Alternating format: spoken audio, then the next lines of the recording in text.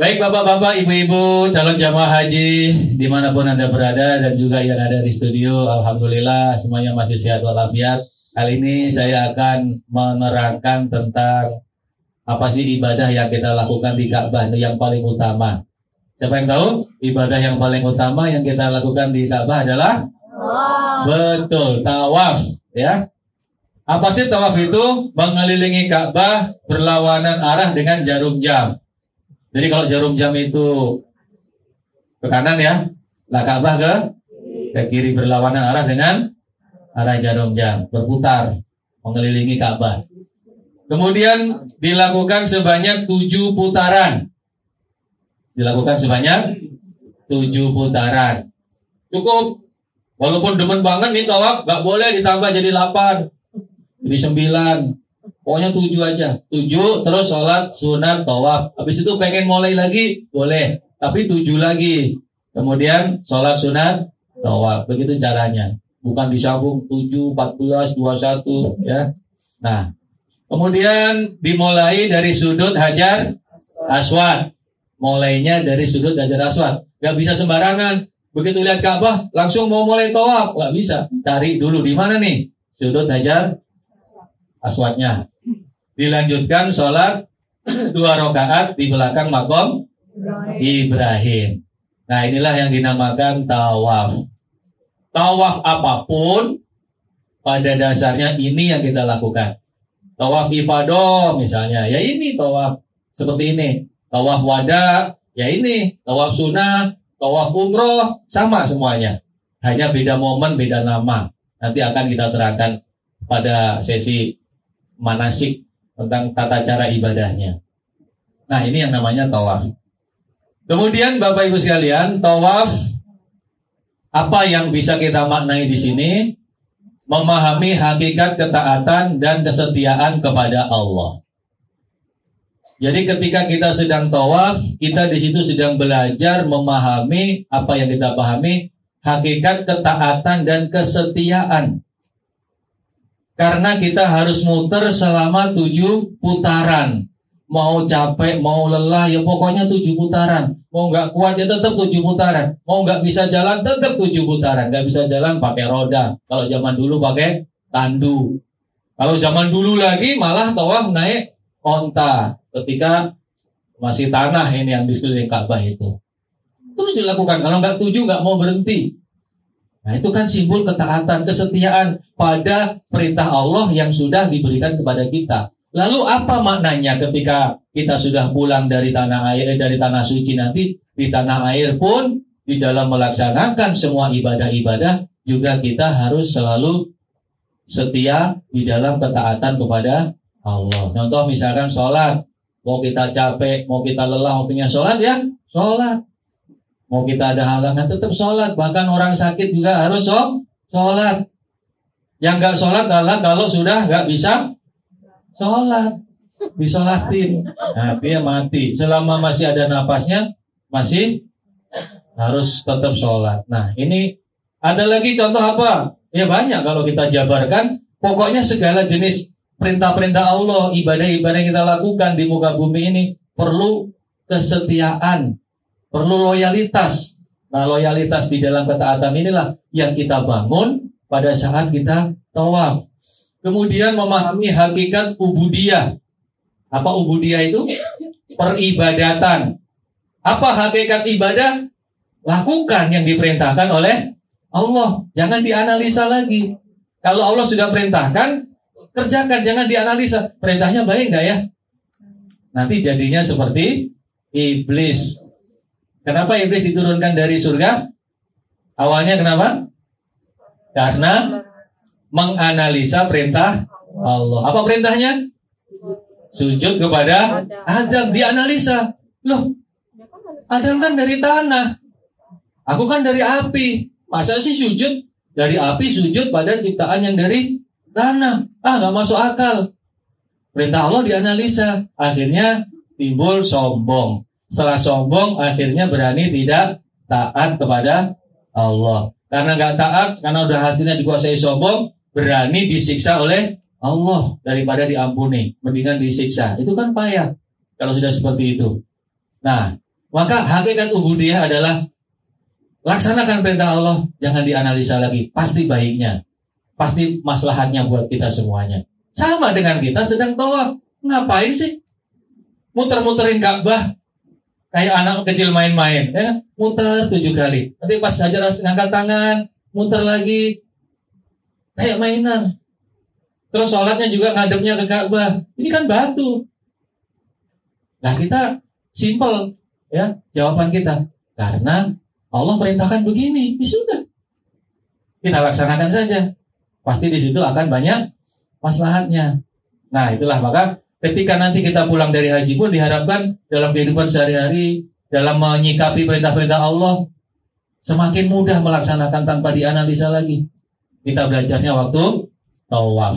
Jadi waktu tawaf ini kita, ini perintah Allah. Nah, ini ibadah, ini pahala walaupun seperti main-main. Kemudian di dalam tawaf itu memahami hakikat istiqomah. Istiqomah itu adalah sesuatu yang harus kita laksanakan, lazim kita lakukan di dalam ibadah. Istiqomah itu apa? Continue. Tidak, lawannya istiqomah apa? Kalau kata orang Jakarta, angot-angotan. Nah, kalau lagi moodnya naik, semangat. Nanti kalau nggak ada mood, nggak mau. Ibadah nggak bisa begitu. Ibadah itu harus istiqomah. Walaupun kecil, walaupun sedikit, tapi istiqomah itu lebih dicintai oleh Allah daripada gede tapi angot-angotan.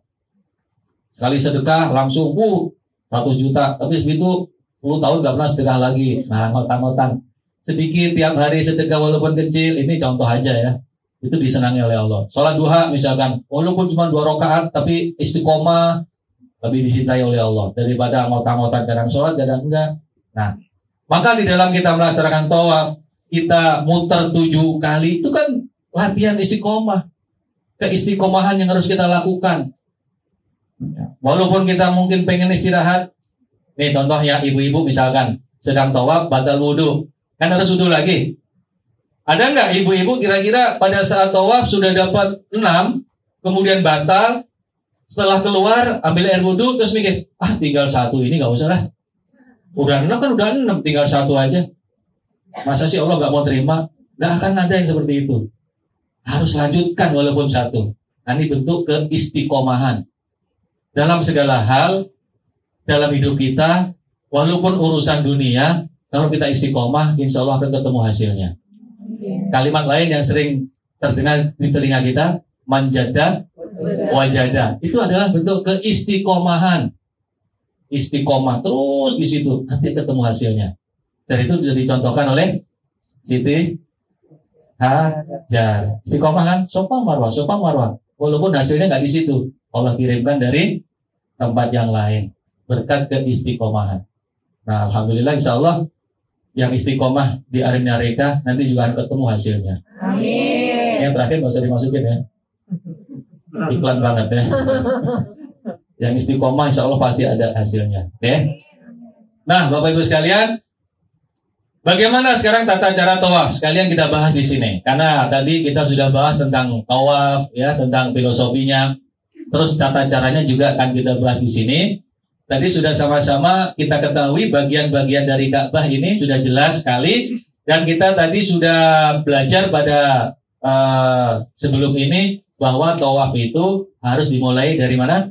Dari sudut Hajar Aswad. Nah, disinilah sudut Hajar Aswad. Jadi kita luruskan badan kita yang sebelah kiri, lurus dengan sudut Hajar Aswad. Kemudian pandangan kita juga kita arahkan ke sana. Telapak tangan kanan kita angkat.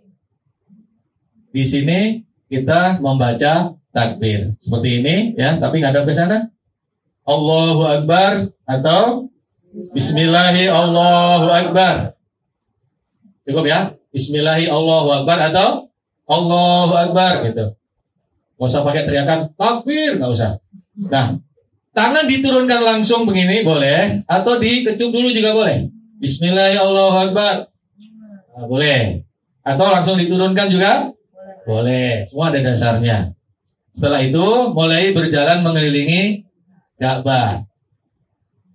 Setelah sampai rukun yamani, membaca takbir lagi boleh. Diam tanpa takbir juga boleh. Sama-sama ada dasarnya. Lanjut sampai ke tempat semula, tempat startnya.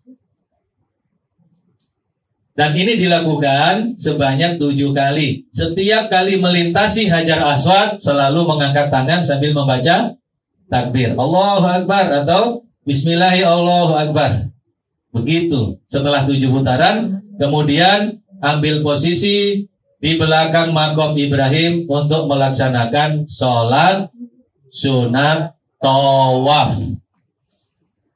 Bagaimana seandainya di belakang makom Ibrahim penuh?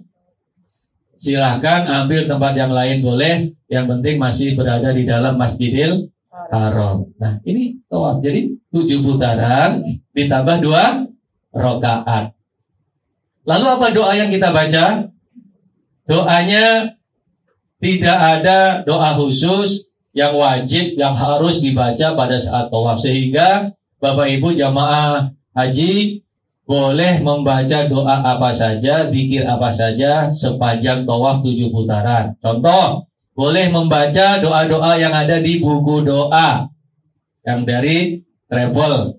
Boleh juga membaca zikir yang Bapak Ibu hafal. Contohnya subhanallah walhamdulillah wala ilaha illallah wallahu akbar wala haula wala quwata illa billahil aliyyil adzim. Diulang-ulang dari nomor 1 dari Hajar Aswad sampai dengan Rukun Yamani. Kemudian dari Rukun Yamani ke Hajar Aswad disunatkan bacaannya adalah Rabbana atina fid dunya hasanah wa fil akhirati hasanah wa qina adzabannar. Kok doanya apa-apa boleh? Nah iya, memang itulah tawaf. Jadi tawaf itu ibadah fi'liyah, ibadah gerak. Yang penting geraknya benar, muternya juga benar. Itu jangankan zikir, diem aja boleh, sah. Nangis, saya pernah bimbing itu 7 putaran, ibu-ibu nangis terus 7 putaran. Ya, gimana lagi emang bisanya nangis? Dipaksa zikir malah makin kenceng nangisnya, nangis terus. Tapi gimana sah? Ya muternya benar. Ya hitungannya benar ya sah. Nah itu ya. Daripada doanya fasih, bikinnya fasih, tapi muternya kebalik, itu malah gak sah. Nah itu. Ini saya sampaikan maksudnya apa? Bapak Ibu para jamaah sebelum berangkat haji, pikirannya jangan dibebani dengan menghafalkan doa ini, doa itu. Apalagi udah sepuh-sepuh, ya Allah kasihan ngapalin doa setebel ini gak apal-apal, akhirnya stres. Datang ke kantor, aku batal hajinya, kenapa? Doanya belum hafal. Jangan begitu. Ah itulah Bapak Ibu, saya sampaikan ini sehingga gampang. Doa untuk zikir, untuk tawaf ini apa saja boleh. Selain itu nanti juga para pembimbing kita, ustadz kita akan memimpin doa, memandu doa bisa ditirukan. Kalau memang mendengar dengan jelas silakan tirukan. Kalau nggak mendengar jelas boleh mengaminkan dari belakang. Insya Allah sudah cukup. Yang penting niatnya tulus, ikhlas lillahi ta'ala, insya Allah diterima oleh Allah Subhanahu wa ta'ala. Nah sekarang saya tambahkan sedikit tentang posisi-posisi yang mungkin Bapak Ibu bisa jadikan acuan. Jadi tawaf itu kan harus dimulai dari sudut Hajar Aswad. Tetapi kadang-kadang kita bingung mencari sudut Hajar Aswadnya yang mana ya. Udah lurus apa belum ya. Kadang suka berpikir seperti itu. Di depan orang udah ngangkat tangan, padahal belum lurus. Misalnya kita mikir seperti itu. Nah ini lurusnya yang mana? Maka di dalam Masjidil Haram sebenarnya ada panduannya. Panduannya adalah berupa lampu yang berwarna hijau yang ada di sebelah kanan. Ini satu-satunya lampu yang warna hijau yang besar yang ada di sebelah kanan, nggak ada lagi yang lain. Kenapa ini dipasang lampu hijau? Karena lampu hijau ini pertanda bahwa ketika kita sudah ada di bawah lampu hijau, maka kita lurus dengan posisi sudut Hajar Aswad. Tadi sudah disampaikan bahwa tawaf itu arahnya berlawanan dengan jarum jam. Berarti ke arah kiri. Berarti posisi Ka'bah di sebelah kiri dong. Ya, Ka'bah di sebelah kiri. Nah, Ka'bahnya di sebelah kiri. Berarti lampunya di sebelah kanan. Nah, sehingga Bapak Ibu, kalau kita ingin lebih akurat, lurus dengan sudut Hajar Aswad, kita bisa cari lampu hijau. Begitu ketemu lampu hijau, kita luruskan bahu kanan kita dengan lampu hijau. Setelah itu, tengok ke kiri. pasti lurus dengan Hajar Aswad. Karena ini sudah didesain sedemikian rupa. Kalau sebelah kanan lurus dengan lampu hijau, sebelah kiri lurus dengan Hajar Aswad. Ya. Setelah kita melaksanakan tawaf, Bapak Ibu sekalian, ada ibadah yang namanya sa'i. Saya akan terangkan dulu sa'i itu apa. Kalau nanti tentang urut-urutannya, kita akan belajar di manasik, di tata cara ibadahnya. Sekarang saya ingin terangkan tentang sa'i. Nah, sa'i itu apa sih? Sa'i adalah perjalanan dari Bukit Sofa ke Bukit Marwah. Dari Bukit Sofa ke Bukit Marwah, Marwah ke Sofa, dilakukan sebanyak 7 kali. 7 kali maksudnya 7 kali perjalanan. Jadi Sofa Marwah itu sudah 1 kali perjalanan. Berarti Marwah Sofa 1 kali lagi, berarti 2. Bukan pulang pergi dihitung sekali. Nah, tapi sekali perjalanan 1, 2, 3. Nanti kita lihat skemanya, denahnya ya. Dimulai dari Bukit Sofa, diakhiri di Bukit Marwah. Jadi kalau Bapak Ibu sudah merasa dapat 7, tapi ketemunya Bukit Sofa, berarti salah ngitung. Ada yang salah nih. Karena kalau sudah 7 pasti berakhir di Marwah. Apa sih yang ada di balik sa'i? Memahami arti perjuangan dengan segala konsekuensinya. Kita sudah sama-sama tahu, dulu yang mencontohkan sa'i pertama kali adalah Siti Hajar yang berjuang keras untuk apa? Untuk kehidupan. Kehidupan siapa? Ya kehidupan anaknya, ya kehidupan Siti Hajar. Air yang dicari. Air adalah simbol kehidupan. Sedangkan di situ nggak ada air. Bagaimana dia mau menggali? Tanahnya keras, padang pasir, tandus, dan tidak ada alat. Maka dia harus berjuang mencari air. Ketika dia naik ke Bukit Sofa, dari kejauhan seperti ada air, dia kejar. Ternyata itu adalah Bukit Marwah. Tetapi ternyata bukan air. Hanyalah fata morgana. Hanya bayangan-bayangan. Dari Marwah ketika melihat Sofa seperti ada air, larilah dia ke Sofa. Ternyata juga nggak ada air. Dan itu dilakukan secara terus-menerus. Perjuangan. Apa konsekuensinya? Capek, lelah, ya kadang-kadang bete, kadang-kadang putus asa. Itu adalah konsekuensi perjuangan. Tetapi lihat, apa yang dilakukan Siti Hajar? Ada hasilnya nggak? Ada. Coba kalau Siti Hajar waktu itu tidak memahami konsekuensi perjuangan. Begitu capek, lelah, putus asa, dia berhenti. Nggak ketemu Allah, nggak kirimkan air. Tapi itu dilakukan terus. Nah, maka itulah Bapak Ibu, pada saat kita sa'i, kita sedang berjalan sa'i ini, kita harus memahami, merasakan. Inilah perjuangan Siti Hajar dahulu.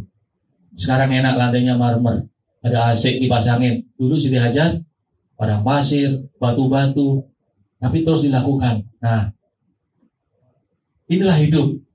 Ketika kita ingin berhasil meraih sesuatu, harus berjuang. Dan apa konsekuensi perjuangan? Ada pengorbanan-pengorbanan yang kita rasakan. Seperti yang dilakukan Siti Hajar. Dan akhirnya Allah berikan hasil yang luar biasa. Hasilnya sampai sekarang masih bisa dinikmati umat Islam di seluruh dunia. Air Zam-Zam. Jadi Bapak Ibu, kalau hidup kita semakin berat, kalau kita tetap sabar terus istiqomah, insya Allah hasilnya juga akan semakin besar. Keyakinan spiritual yang hakiki. Kita akan belajar keyakinan spiritual yang hakiki. Orang itu kalau logika ya, logika. Mana ada sih di padang pasir, tanah yang tandus, mata air. Mungkin sepanjang perjalanan Nabi Ibrahim ingin meletakkan Siti Hajar di tengah-tengah padang pasir itu nggak ketemu mata air. Apalagi begitu diletakkan semua kanan kiri tandus nggak ketemu mata air. Siti Hajar tetapnya mencari dan yakin nanti akan ketemu dengan air. Itu keyakinannya begitu kuat. Keyakinan spiritualnya begitu kuat. Maka Bapak Ibu diharapkan nanti ketika kita sudah selesai melaksanakan sa'i akan melekat di dalam hati kita, dalam diri kita, dalam kehidupan kita bahwa hidup itu harus berjuang. Hidup itu harus berkorban dan hidup itu harus yakin bahwa di balik setiap perjuangan itu pasti ada kemenangan, pasti ada pertolongan. Itu nggak bisa tidak karena sudah menjadi nas keputusan Allah, inna ma'al usri yusron. Inna ma'al usri yusron. Diulang lagi di ayat berikutnya. Itu kan penegasan yang begitu kuat. Gak ada inna ma'al usri. Gak ada. Setelah usri pasti yusron. Dan ayat itu pada zaman Siti Hajar belum turun, tapi di situ sudah diajarkan bagaimana keyakinan spiritual. Artinya apa? Keyakinan kepada Zat yang menciptakan dunia, yang menciptakan kita, bahwa perjuangan kita pasti akan ada pertolongan, akan membuahkan hasil. Kemudian ikhtiar tanpa mengenal putus asa. Siti Hajar kalau putus asa kira-kira nemu air zam-zam nggak? Enggak. Ikhtiarnya terus menerus nggak putus asa. Sehingga akhirnya Allah berikan sesuatu yang begitu luar biasa. Walaupun hanya air, tapi air itu ternyata air yang bisa berkah dan bisa dirasakan oleh umat Islam di seluruh dunia. Bukan airnya yang dialirkan ke Indonesia, tapi orang dari Indonesia datang ke sana, mengambil airnya. Orang dari negara manapun datang ke sana, mengambil airnya, menikmati airnya. Nah inilah Bapak Ibu, diharapkan nanti ketika kita melaksanakan sa'i, itu yang kita pikirkan. Jangan sibuk selfie ketika sa'i. Ini mohon maaf ya, mohon maaf. Sekali-kali boleh, tapi jangan terus selama sa'i sibuk selfie, tapi nilai-nilainya hilang. Bapak Ibu, para calon tamu Allah, para calon jamaah haji yang berbahagia, saya sudah sering praktekkan ketika sa'i itu pasti ada rasa lelah. Tetapi begitu kita ingat bagaimana perjuangan Siti Hajar, bagaimana perjuangan untuk menggapai cita-cita dan kemuliaan, maka jadi semangat lagi. Memang harus begini, karena di ujung sana ada harapan. Di ujung sana lagi ada harapan, di ujung Marwah ada harapan. Ketika kembali di ujung Sofa ada harapan, balik lagi di ujung Marwah ada harapan. Sehingga apa Bapak Ibu yang kita lakukan pada saat sa'i, perbanyak berdoa. Seperti harapan Siti Hajar waktu sa'i waktu itu. Ketika hajar dari Sofa Marwah, ya perbanyak minta kepada Allah. Walaupun nggak diajarkan caranya, tapi pasti yang diharapkan, ya Allah air, ya Allah air, ya Allah air. Nah sekarang kita ganti, ya Allah apa keinginan kita? Kita minta di situ. Insya Allah nanti akan menjadi mudahnya terkabulnya doa-doa kita. Dalam saat itu perbanyak berdoa. Di situ maka kita belajar ikhtiar tanpa mengenal putus asa. Sekali lagi tadi apa? Manjada wajada. Keren nggak? Lagi di Armina Daily ya. Ini tambahan ya bos. Tambahan bos. Matiin boleh bos. Ini mumpung ingat aja. Armina Daily itu seperti bibit, tapi bibitnya pohon beringin. Ketika masih bibit pohon beringin, bibit mangga, bibit pohon belimbing, bibit pohon jambu, semuanya sama. Tapi begitu ditanam dan dirawat, maka yang beringin ini akan tumbuh besar, kuat, rindang, dan semua akan nyaman, teduh, sejuk, bernaung di bawah pohon beringin yang sudah besar itu. Nah, itu keyakinan kita, keyakinan saya dengan apa yang kita lakukan. Kecil, tapi ini sesuatu yang besar, berawal dari yang kecil. Lanjut lagi. Bapak Ibu, itu tadi tentang sa'i. Oke. Tapi sekarang saya tambahkan lagi ya tentang denahnya. Nah ini kira-kira seperti ini Sofa Marwah. Kalau zaman Siti Hajar ya memang di padang pasir, di bukit batu. Maka sering orang bertanya, jamaah bertanya ketika saya terangkan ini, Pak nanti di sana pakai sendal nggak? Sendalnya dilepas nggak? Nah mungkin bayangannya masih di padang pasir. Ya. Yang jelas sendal dilepas karena ini sudah marmer lantainya dan bangunannya menyatu dengan Masjidil Haram seperti ini. Jadi ketika kita sudah selesai tawaf, kemudian kita sholat sunat tawaf, lalu minum air zam-zam dan kita ke tempat sa'i, tinggal geser saja, masih satu area dengan Masjidil Haram. Lalu ini adalah lintasannya. Ini Bukit Sofa, ini Bukit Marwah, dan di sini ada lampu hijau, lintasan yang ada lampu hijaunya. Setiap lintas lampu hijau ini disunatkan ngincik atau lari kecil bagi jamaah laki-laki. Jadi cara menghitungnya dari Bukit Sofa ke Bukit Marwah ini udah 1 kali. Marwah ke Sofa 2. Sehingga hitungan ke-7 pasti akan berakhir di Bukit Marwah. Lalu doa-doa yang kita baca juga bebas Bapak Ibu. Boleh yang di buku dibaca boleh, zikir-zikir apa saja yang kita bisa kita hafal boleh. Atau kita doa sesuai hajat kita, kebutuhan kita dengan bahasa kita masing-masing juga silahkan. Itu kesempatan yang sangat baik sekali. atau menirukan Pak Ustadz, mengaminkan doanya Pak Ustadz juga boleh. Kalau menurut saya sih lebih baik waktu sa'i yang panjang itu perbanyak untuk doa sendiri. Doa keinginan kita, hajat kita. Mumpung kondisi kita sedang sama seperti kondisi Siti Hajar zaman dahulu. Dan insya Allah akan diberikan kemuliaan dunia hingga akhirat. Bapak Ibu para calon jamaah haji yang ada di studio maupun dimanapun Anda berada menyaksikan video ini, saya akan lanjutkan lagi. Tadi sudah selesai sa'i kan? Setelah sa'i dilanjutkan dengan tahallul. Nah, tahallul ini bukan hanya dipraktekkan atau dilaksanakan setelah selesai tawaf sa'i, tetapi juga ada momen lain di saat kita tahallul, yaitu pada saat kita ibadah haji, tepatnya setelah selesai melontar jumroh Aqobah. Tetapi kapanpun itu kita laksanakan, sebenarnya hakikatnya dan filosofinya sama, tata caranya juga sama. Jadi tahallul itu memotong rambut minimal 3 helai. Minimal 3 helai. Nah, untuk jamaah wanita, ketika tahallul tidak boleh membuka kerudungnya. Bagaimana caranya? Pokoknya bisa kepotong 3 helai minimal seujung ruas jari tanpa membuka kerudungnya atau jilbabnya. Ini minimal ya. Berarti kalau laki-laki lebih banyak helainya, lebih banyak rambutnya, lebih bagus.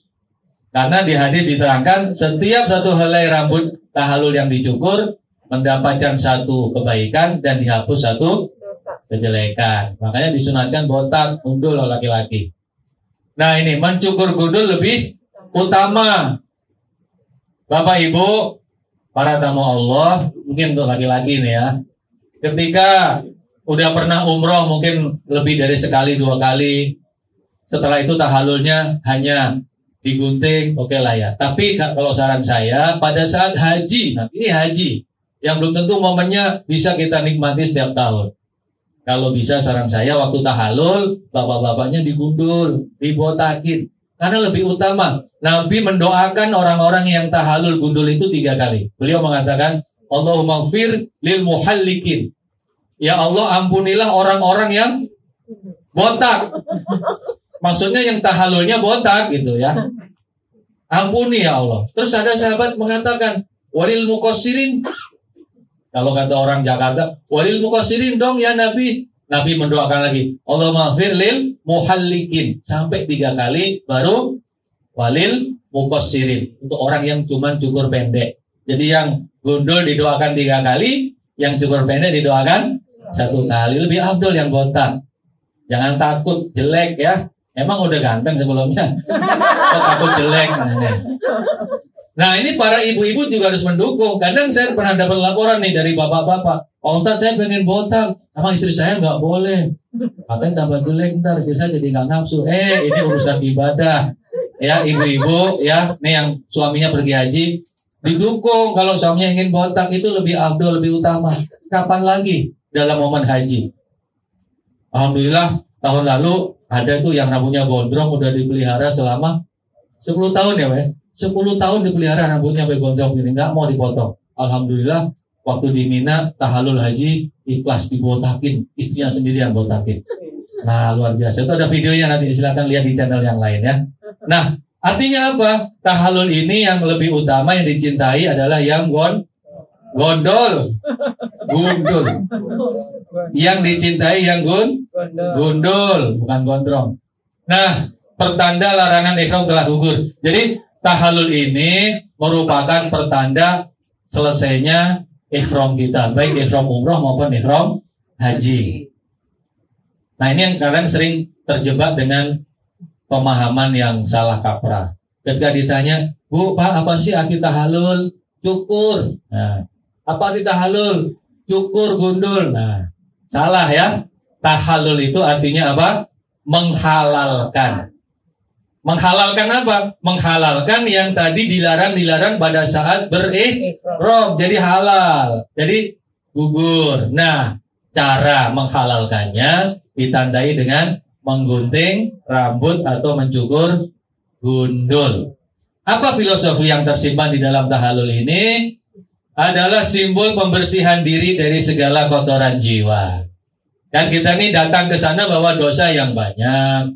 Datang dari tanah air ke tanah suci bawa dosa yang banyak. Lalu kita ikhlas melaksanakan tahapan demi tahapan, rukun demi rukun, kita laksanakan dengan baik, dengan ikhlas.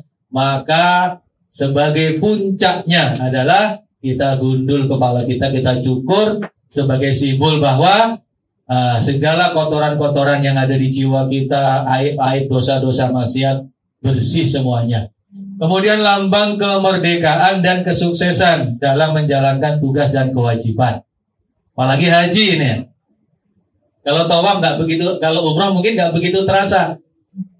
Karena begitu cepatnya. Siang, jam 2 siang pakai ihram nih kalau umrah ya biasanya. Jam 2 siang pakai ihram, kemudian mikot, masuk Mekah jam 8 malam, tawaf sa'i jam 12 malam selesai. Tapi kalau haji 3 hari pakai kain ihram. Dan itu tinggalnya di tenda, bukan di hotel. Di tenda. Dan kita sanggup melakukan itu. Mungkin kalau bukan karena haji kita nggak akan sanggup. Kita sanggup melakukan itu dengan segala larangan-larangan kita patuhi. Maka begitu selesai kita tahallul adalah kita telah merdeka, sukses menjalankan tugas dan kewajiban yang begitu berat. Kemudian sebagai simbol rasa optimis untuk membuka lembaran hidup baru bersama Allah. Udah, istilahnya rambut-rambut maksiat, rambut-rambut yang dulu pernah digunakan berbuat dosa kita habisin semuanya. Nah, kita membuka lembaran baru yang siap untuk mengisi kehidupan kita bersama Allah. Yaitu diantaranya ini kalau kita perinci, semakin taat, lebih taat menjauhi larangan Allah. Kemudian lebih taat melakukan perintah-perintah Allah. Jadi menjauhi larangan itu lebih ringan, lebih semangat lagi. Menjalankan perintah juga lebih ringan. Tidak ada rasa berat lagi. Dan memperkuat ukhuwah kepada sesama umat Islam. Sehingga pada saat tahallul itu yang ada adalah rasa bahagia, nikmat.